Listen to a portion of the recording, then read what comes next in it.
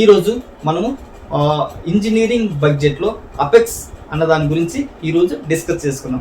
Apex అంటే ఏంటంటే operating expenditure. అంటే ఇప్పుడు డే టు డే మనం కొంత మనీని అనేది ఖర్చు చేయడం అనేది జరుగుతుంది. దేనికోసం? ఆపరేషనల్ అండ్ మెయింటెనెన్స్ ఇన్ ఫెసిలిటీలో. ఈ ఖర్చు అనేది ఏ విధంగా ఉంటుందంటే recurring expenses for smooth operations. అంటే ఏంటంటే వన్ మంత్కి ఒకసారి కానీ ఇయర్లీ ఒకసారి కానీ మనం ఖర్చు చేయడం అనేది జరుగుతుంది. Actual definition for the apex అంటే ఏంటంటే daily running cost for the facility operations. అంటే ఫెసిలిటీ ఆపరేషన్ మనం డైలీ రన్ చేయడానికి కొంత మనీ అనేది ఖర్చు అవుతుంది. దానిని మనం అపెక్స్ కింద ఫెసిలిటీలో మనం కొన్నిటికి ఖర్చు అనేది చేయడం జరుగుతుంది. ఏ ఖర్చుల్ని మనం ఈ అపెక్స్ లో తీసుకుంటామో అన్న దాని గురించి first one is the utilities.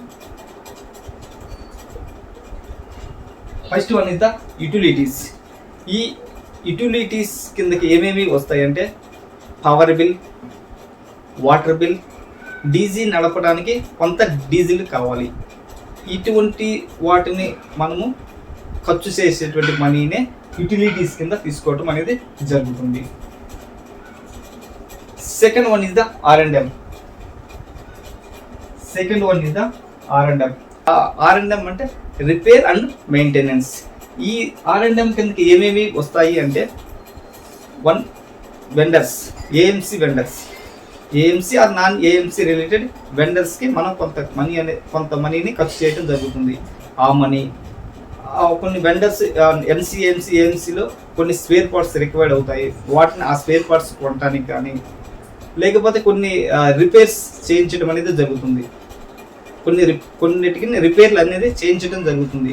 వాటికి మనం ఉపయోగించే ఖర్చులు అన్నీ ఈ R&M కిందకి అనేవి వస్తాయి.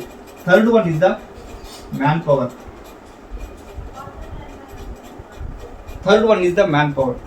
ఇప్పుడు మన ఇంజనీరింగ్ టీమ్ని రన్ చేయడానికి మ్యాన్ పవర్ అనేది రిక్వైర్డ్ అవుతుంది.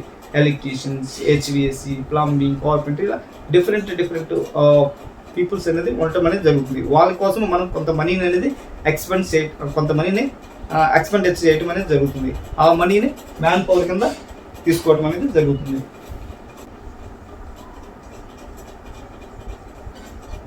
Fourth one is the consumables. ఇప్పుడు కన్జ్యూమబుల్స్ అంటే మంత్లీ ఆర్ క్వార్టర్లీ. ఇప్పుడు ఎలక్ట్రికల్ రిలేటెడ్ కన్జ్యూమబుల్స్ కావాలి, HVAC రిలేటెడ్ కన్జ్యూమబుల్స్ కావాలి, ప్లంబింగ్ రిలేటెడ్ కన్జ్యూమబుల్స్ కావాలి, కార్పెంటరీ, ప్లంబింగ్. అంటే మనం డే టు డే ఈ ఫెసిలిటీని రన్ చేయాలి అంటే మనకి కన్జ్యూమబుల్స్ అనేవి కావాలి. ఆ కన్జ్యూమబుల్స్కి మనము చేసే ఖర్చు కూడా ఈ కన్జ్యూమబుల్స్ డైలీ చేసే ఖర్చుని మన కన్జ్యూమబుల్స్ అంటారు. ఈ కన్జ్యూమబుల్స్ అనేది అపెక్స్ బడ్జెట్లో తీసుకోవడం అనేది జరుగుతుంది. Fifth one is the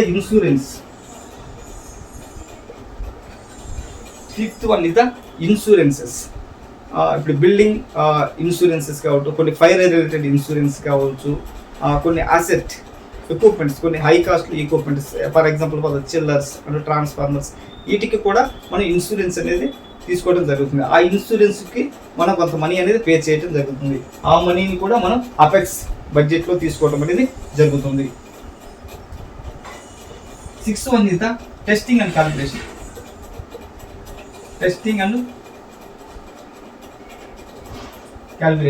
sixth one is the testing and క్యాలిబ్రేషన్స్ అంటే ఏంటంటే ఇప్పుడు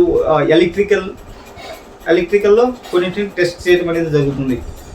సపోజ్ కొన్ని ఎమిషన్ టెస్ట్ కావచ్చు, కొన్ని పొల్యూషన్ చెక్ కావచ్చు, అలా చెక్ చేయడం. HVACలో కూడా కొన్ని క్యాలిబ్రేషన్ టెస్టింగ్స్ అనేది జరుగుతుంది. కొన్ని ప్లంబింగ్లో కూడా క్యాలిబ్రేషన్ అండ్ టెస్టింగ్స్ అనేవి చేయడం అనేది జరుగుతుంది. వాటి గురించి మనం కొంత మనీని అనేది ఖర్చు చేయడం జరుగుతుంది. ఆ ఖర్చుని మనం టెస్టింగ్ అండ్ క్యాలిబ్రేషన్ అంటాము. ఆ ఖర్చు కూడా అపెక్స్లో తీసుకోవడం అనేది జరుగుతుంది. సెవెంత్ వన్ ఇస్ ద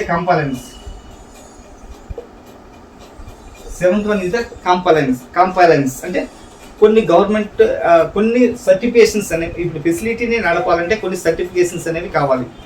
ఆ సర్టిఫికేషన్స్ రిలేటెడ్గా మనం కొంత మనీని అనేది ఖర్చు చేయడం అనేది జరుగుతుంది. ఆ ఖర్చుని కంపైలెన్స్ అంటారు. ఇది అపెక్స్ కింద చేసినటువంటి ఖర్చు అనేది అపెక్స్ కింద తీసుకోవటం అని జరుగుతుంది. నా ఎక్స్ప్లెనేషన్ మీకు నచ్చినట్లయితే please like and subscribe my channel. Thank you.